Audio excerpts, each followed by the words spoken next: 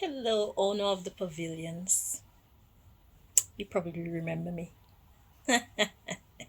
Anyway, I know that you people, well, it looks like you don't like me, but it doesn't matter to me, okay? How you feel about me or how you see me is none of my business. Alright? But here what now? I've seen that you've been making some improvements to the parking lot outside here. Well, I see them doing some work and I got nosy and wanted to know, so I went to do a reading and God revealed that you're doing upgrades, okay?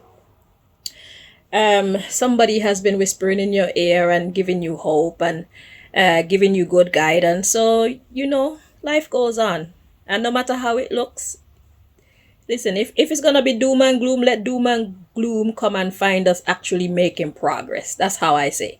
It's like, don't live your life thinking that tomorrow is going to be dark, and because then you'll never do anything. So anyway, I'm happy to see that you're doing something. Hopefully this winter, the pavilions won't be so cold. Okay, because last winter there was no heating on inside the pavilions, and it's like, is somebody running a business here or nah?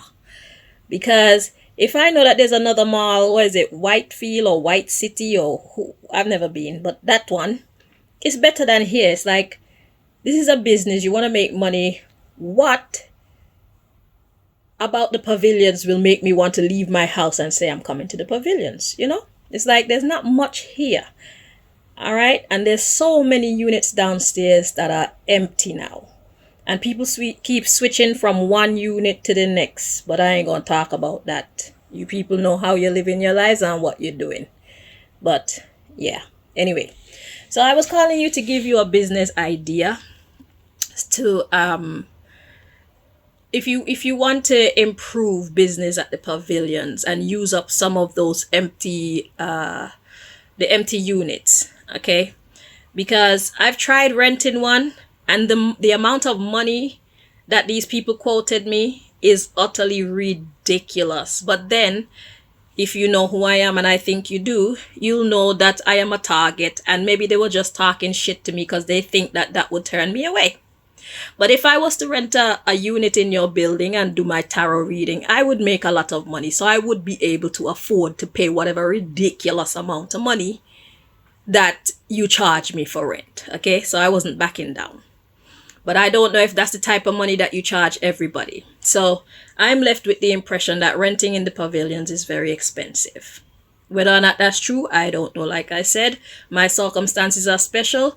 You guys been trying to ruin me in all types of manners. So that's the information that I have to go on at this time when it comes to how much it costs to rent a space in the pavilions. Okay. And when you put the money that I've been quoted with one's home rent and managing the home financial affairs and looking after your children and all of these things, the numbers are just unrealistic. Okay. And it's not like this place is being aesthetically like posh or upgraded or anything like that. It's just a regular shopping mall. Okay, so if you guys fooled me, then you got me there. Okay, but what I was saying is, these units, instead of renting them out as one whole unit, how about you take one or two of those units and make them into a smaller some smaller units, so that way you could get more variety of businesses coming in, and they don't have to pay such huge amounts for the space. Okay, and what that will do as well is people have more reason to then come to the pavilions, because if you have the variety of businesses operating from the pavilions, then different people have different reasons to come into the pavilions. Okay, and that just means more money in your pocket. That just means your business will be getting more exposure, and it should boost sales, it should boost the reputation of the pavilions, and so on. So what I'm trying to say is, when you started the pavilions, you did start it under a certain mindset. Okay, but that mindset, it was perfect for back in those times. So what you need to now realize is that we are in some different times, and therefore you need to now structure how you utilize the building in a different way. Well, that's one way that you could make positive changes that will help to boost your place. Now, I don't know if you're being held captive by the dark forces, because my roof is still leaking and shit like that, and I see nobody is coming to do anything about it, and it just keeps getting worse and worse. So I don't know what side of the playing field you're playing on, but I just thought that I would mention that to you or somebody, because if you don't take it, then maybe somebody else might hear this and it might benefit them. But we're in a different financial climate, and the reality is a lot of people can't afford to spend a lot of money elsewhere. We have our basic needs to take care of. So in order to help you and help other people, that is one idea that I feel you can implement here at the Pavilions. Take 1 or 2 units, split them up into, I don't know, 4, 5, 6 units, because there isn't even like a black hairdressers in this place. I don't know if that's a racist thing or what, but so many black hairdressers, they have their talent. Some of them may be wig makers, little barbers or whatever.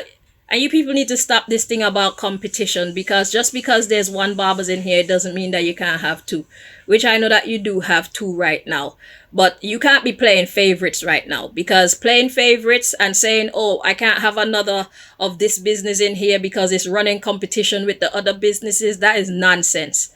You are losing money by doing so, because you need to balance or weigh the balance on how easy or difficult it will be to find different people that are doing many different types of businesses right now. You need to be realistic about what the business sector looks like. There's a lot of hairdressers out there, and a lot of them would probably love to do their own thing. Hairdressers, for example, okay? A lot of them would like to do their own thing, but they have no space that's affordable, that they could do their business. So if you split these things up into smaller units where it's big enough that they could fit a hair washing sink, you don't even need to make it really big. For me personally, I would make them, like, if it's a hairdresser, I would make it big enough for maybe 2 stylists. 2 stylists at most to fit in there, because at the very least, one of them should be able to pay the rent by themselves. You see what I'm saying? So the units could be small. I don't know measurements. How do we go? Measurements. What that look? So that 5, that's 10, and then 10 will be going that way. I don't know, 10 feet by maybe 15 feet. You put your hair sink up there, and even people that sell things like jewelry or bags, or they may just be a little business trying to start up, but they got good products. If they can find a place that they can afford to rent, then you win and they win and the customers win. You understand what I'm saying? So to do a 10 by 15 or so space, I know you people have more knowledge when it comes to this part of it than I do, but just as an example, for a hairdresser, me personally, because I like to work alone, because the more people you have is the more your reputation could be at stake, because people in your business, you're not the only one who can affect your business. Their behavior and whatnot affects your name too. So me personally, I like to work alone. So maybe you could freaking advertise for like people who want to do their thing alone. It's like, you come out to get your hair done. We don't need to do all that talking. I'm great at what I do.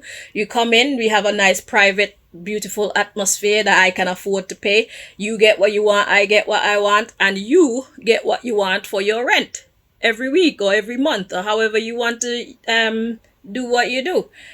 But you'll be opening up opportunities for people who are less fortunate. Everybody can't afford to pay $25,000 pound per year for renting a space, and that don't even include your home expenses. You see what I'm saying? And if you got children and all these things, it's unrealistic. So break it up into smaller bits and pieces, so that you can cater to people of the public that want to go like solo, but just don't have the opportunity to do so. Yeah, so Yeah. And you bringing in people, Burger King, and then we'll get more money. Primark will get more money. Marks and Spencer will get more money.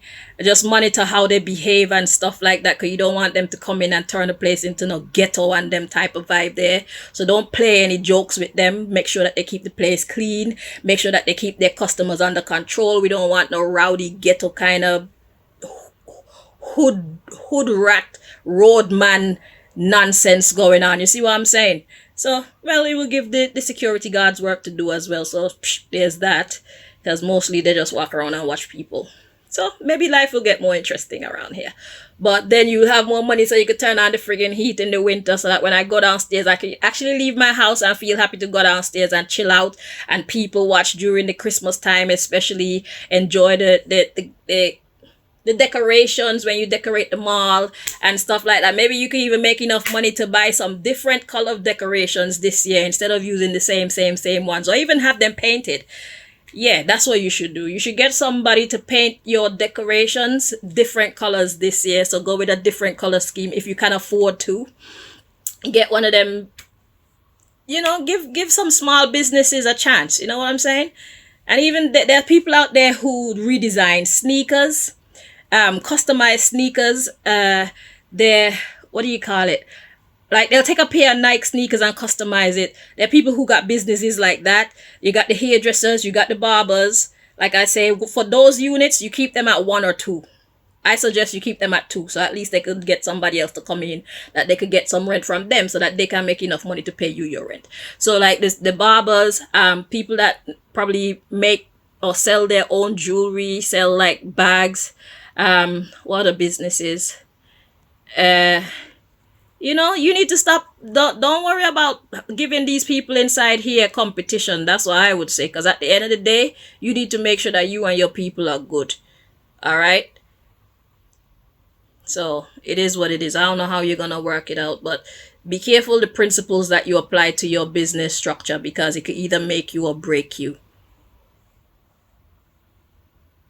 I don't know if some businesses it's better if you only have one around or not, but if I work on a strip with like 10 hairdressers along that strip, it's nothing, because each hairdresser have their own personality, their own business ethics, all them things that decide who you click with and who comes to you. So it's not just about you doing the same business. If people like you, they're going to come to you. And if too many people are going to one person, then the other people need to check and find out what's going on with that person, so that they can learn something about how to upgrade themselves, instead of probably fucking working witchcraft and shit to cut down them, and then they're giving some mediocre shit to the public. That's how humans behave. But they'd be foolish. It's better you learn from somebody who has more experience and knowledge than you and upgrade your fucking self, rather than try to cut somebody down to be on your goddamn lowly fucking level. It's ridiculous. But there you go. We're learning little bit by little bit as human beings, okay? So yeah, I think that's all I want to tell you at this time. But it's nice to see that you're trying to make the effort to further your business, because this you're doing it for your family and yourself and those closest to you that you love. And like I was saying, if you want to leave the business to your son or your daughter in your will, if they don't want to be working in the business, put a clause in your will that yes, it belongs to so and so, but make sure you find somebody who is actually passionate about running this type of business, so that your child doesn't have to feel tied down to the family business, but it's still theirs. You understand? So everybody is happy. Okay, the person who is managing is doing it because they love to do it. The son or the daughter don't have to hang around because they probably have other ambitions. Okay, but yet still they get the benefits of having the business, and the person who's working get paid. Your legacy lives on. Shit like that. So I wish you well. Yeah, that's all I have for you at this time. I don't know if I'll talk to you again, but yeah, I hope this helped. Bye bye.